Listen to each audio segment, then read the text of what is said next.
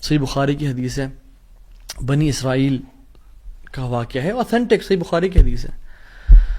ایک شخص اس کو 1000 دینار چاہیے تھے، 1000 دینار چاہیے تھے. وہ ایک شخص کے پاس گیا، اپنے جاننے والے کے پاس، اور کہا کہ مجھے 1000 دینار چاہیے. تو اس نے کہا کہ ٹھیک ہے میں تجھے دے دوں گا، بس تو ضامن ایک لیا جو اس کی ضمانت دے، اور گواہ لیا، میں تمہیں دے دوں گا، مجھے پرابلم نہیں ہے.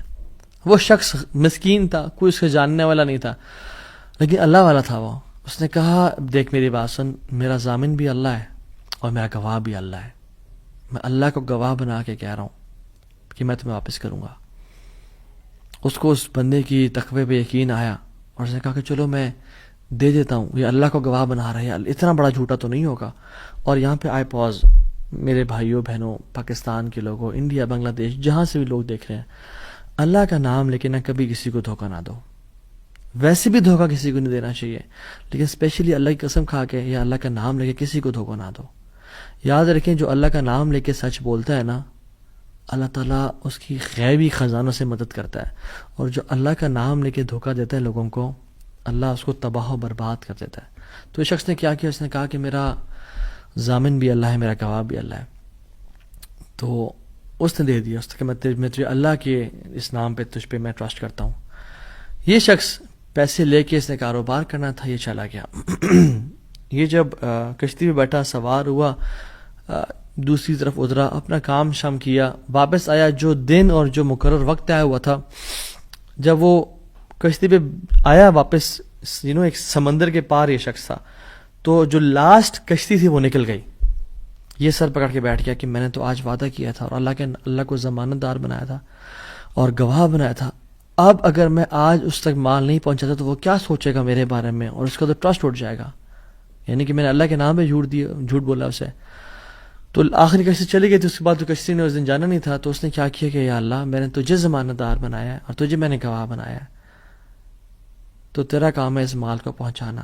اس نے ایک ووڈ لاگ لیا، اس میں سوراخ کیا، اس میں اس 1000 دینار، سبحان اللہ، 1 دینار از اے گولڈ کوائن. اور آپ ایک گولڈ کوائن کی آج آپ ورتھ لگا لیں، ان لیکس، ان ملینز. اس نے کیا کیا، اس کو اس ووڈ لاگ میں ڈالا، پرچی لکھی، اور اس میں ڈال کے بسم اللہ پڑھ کے آگے بہا دیا کہ اللہ تجھے میں نے ضمانت دار بنایا، تجھے میں نے گواہ بنایا، اب تیرا کام ہے اس کو. یہ شخص یہاں ویٹ کر رہا تھا، اور یہ شخص اپنا مال لینے کا یہاں انتظار کرتا، اور یہ شخص یہاں پہ کھڑا تھا، اس نے مال کو دے دیا. اور سبحان اللہ، اللہ تعالیٰ نے کیسا قادر ہے، کیسا قدیر ہے، اس نے اس ہواؤں کو رخ پھیر دیا، اور وہ بندہ وہاں انتظار کر رہا تھا، اور اس کے بندے کے پاس وہ ووڈ لاگ پہنچا، اور اس نے اس کو دیکھا، اس میں پرچی تھی، اور پرچی نکالی، اس کو کھول کے دیکھا کہ اس کے 1000 دینار تھے. وہ بڑا حیران ہوا کہ یہ مجھ تک کیسے پہنچے.